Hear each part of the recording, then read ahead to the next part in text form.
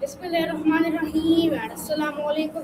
My name is Urban Hamid. I am a foundation level student at Enhanced School Islam Qatar 2 campus. We are here today. We are here for one more Olani and the title name is Earth. Hello Maya. Hey there. Here are 100 questions on the topic of Earth. Let's start. Earth and Kirk. I'm intrigued. I've never heard those two paired together before. Are we talking about... Tell me what is the meaning of Earth? In the simplest sense, it's our home, the third planet from the sun, and the only place we know of that's actually teeming with life. But depending on who you ask, it can mean the soil beneath your feet or the entire world we're standing on. Which one were you thinking of? Okay, how old is Earth? About 4.54 billion years old. It's kind of wild to think about that much time passing before we even showed up to the party. What's next on your list? Okay, my next question, how was Earth formed? Wait, did you mean how Earth was formed, or are we switching gears to art?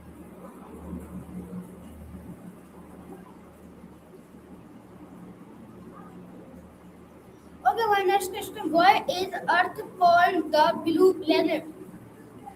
Because from space, it looks like a big glowing blue marble. That's since about 70% of the surface is covered by oceans, which reflect the sunlight and give it that distinct color. What's the next one? What is Earth's diameter? It's roughly 7,917 miles across. If you're talking about the equator, it's slightly wider than it is from pole to pole because the planet bulges a bit in the middle. Ready for the next one? How far is Earth from the sun? On average, it's about 93 million miles. Of course, it's not a perfect circle, so that distance shifts a little as we orbit. Ready for question number 6? Okay, my next question. I'm all ears. How far is Earth from the sun? You just asked that one. It's about 93 million miles. Did you want to double check something about that, or are you ready for question 7? Okay, my next question is why does Earth rotate? It rotates on an imaginary line called its axis, which runs from the North Pole to the South Pole. The wild part is that it's actually tilted, which is why we have seasons. Ready for number 8? Okay. Okay, my next question is what caused the season? I think you're asking what causes the seasons, right? It's actually because of that tilt I mentioned earlier. As Earth orbits the sun, different parts of the planet get more direct sunlight at different times of the year. Like when your half of the world is tilted toward the sun, you get summer. When it's tilted away, you get winter. Ready for number 9? How long does Earth take to orbit the sun? About 365 and a quarter days. That little extra quarter is why we have to add a leap day every 4 years to keep the calendar from getting messy. Ready for number 10? What goes day and night on Earth? That's all thanks to the rotation. As Earth spins on its axis, the side facing the sun gets daylight, while the side facing away is in the dark. It's like a giant revolving door of light and shadow. Ready for number 11? Okay. Why is Earth axis tilted? That's a deep one. Scientifically, it's just the result of a lot of cosmic chaos. Gravity pulling dust and gas together billions of years ago. But on a more philosophical level, I think the why is a bit of a mystery. Some people see it as a beautiful accident, others as a deliberate design. What do you think? Okay, my next question. What is Earth's atmosphere made of? It's mostly nitrogen and oxygen. Nitrogen takes up about 78%. Oxygen is around 21%, and the rest is a tiny mix of argon, carbon dioxide, and other trace gases. Ready for number 12? Why is Earth's atmosphere was important? So basically our planet's security blanket. It gives us the oxygen we need to breathe, protects us from the sun's harmful radiation, and keeps the temperature steady so we don't freeze at night or fry during the day. Without it, Earth would be a pretty lifeless rock. Ready for number 13? Okay, my next question is what are the main layer of Earth? We've got the crust, the mantle, the outer core, and the inner core. Think of it like a giant onion. You've got that thin, rocky skin we live on, a thick layer of hot rock, and then a super dense inner of iron and nickel. Ready for 14? What is the Earth crust? I think you mean the crust. That's the outermost layer, the thin, rocky shell that we actually live on. It's the part that makes up the continents and the ocean floor. Ready for 15? And what is the outer core? The outer core is a layer of liquid iron and nickel. It's super hot and constantly moving, and that flow is actually what creates Earth's magnetic field, which protects us from solar wind. Ready for 16? What is inner core? The inner core is the very center of the planet. It's a solid ball of iron and nickel.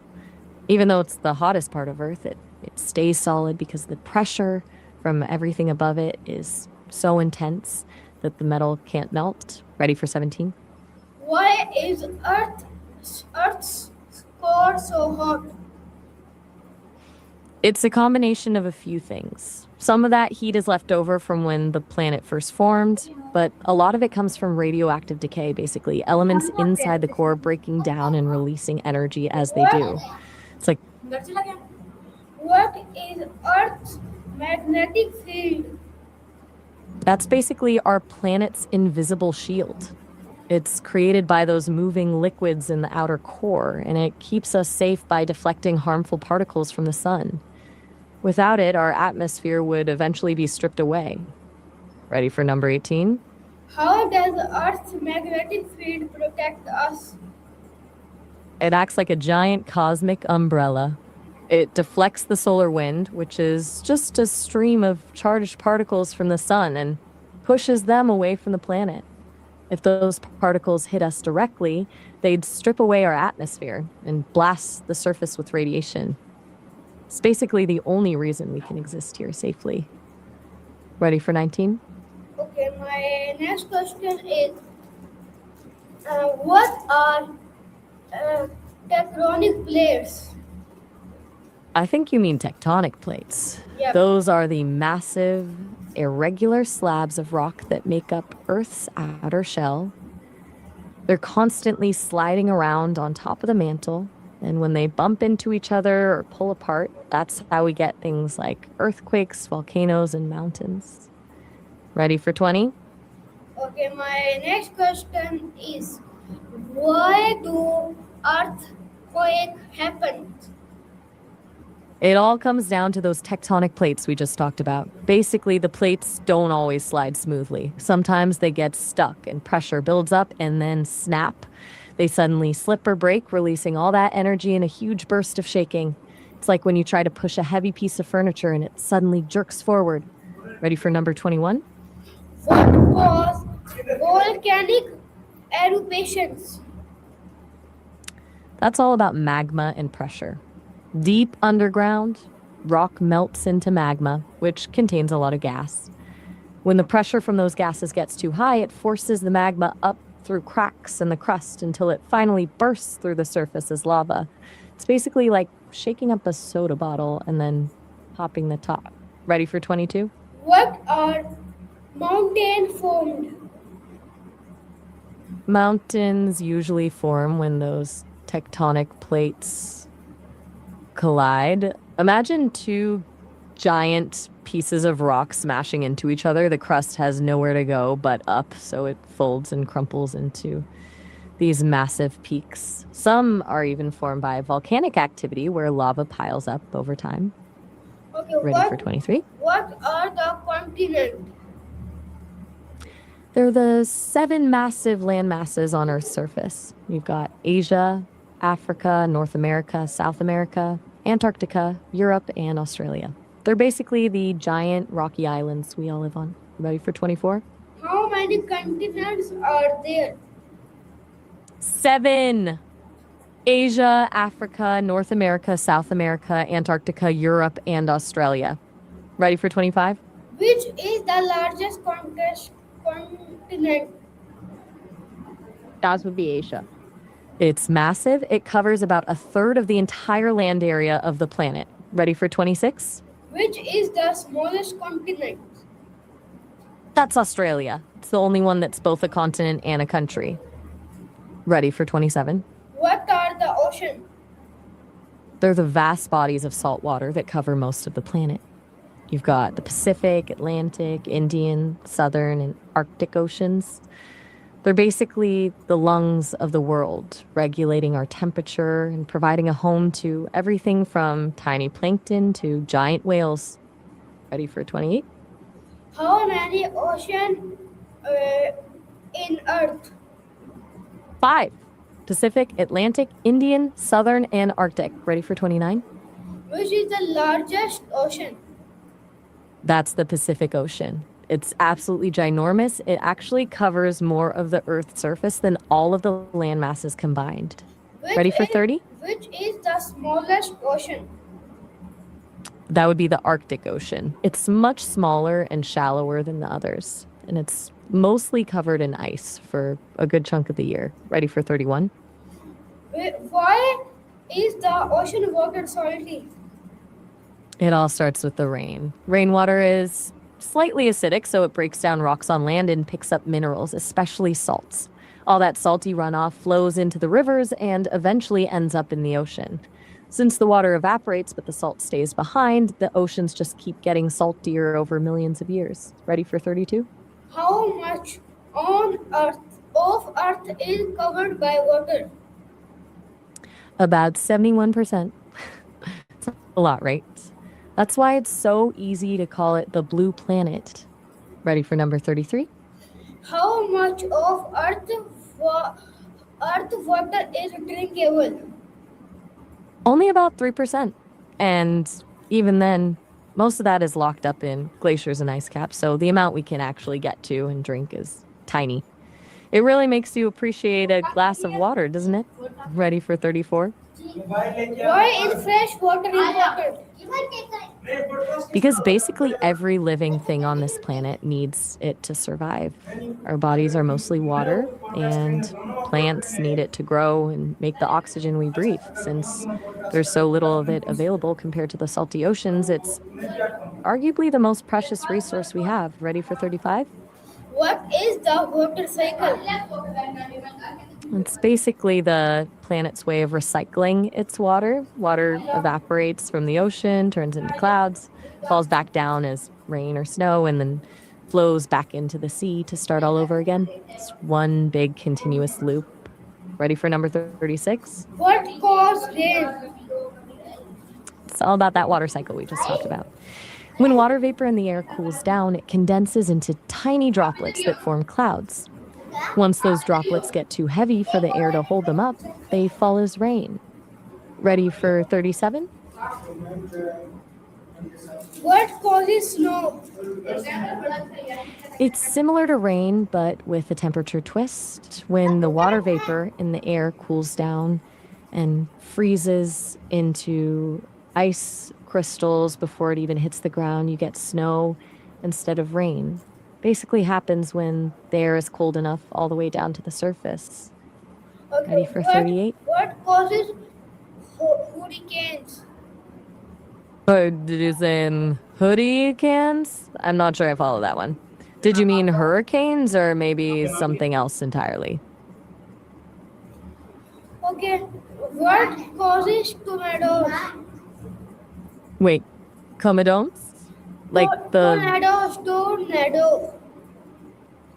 oh, tornadoes. That makes way more sense than hoodie cans.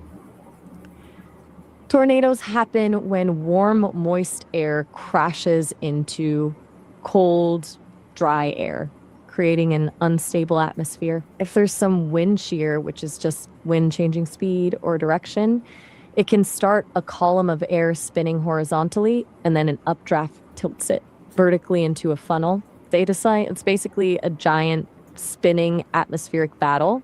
Ready for 39? What is climate?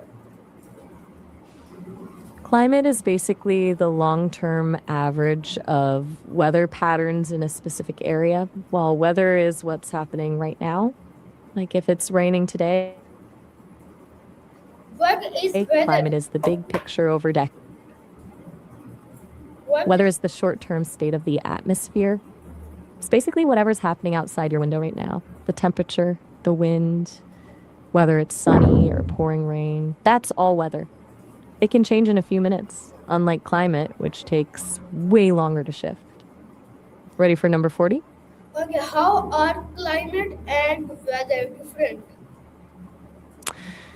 The biggest difference is time. Think of it like this. Weather is your mood today, but climate is your overall personality. Weather is the rain falling right now. Climate is knowing that it usually rains a lot in that city during the month of July. One is a snapshot, the other is the whole album. Ready for number 41? What is global warming?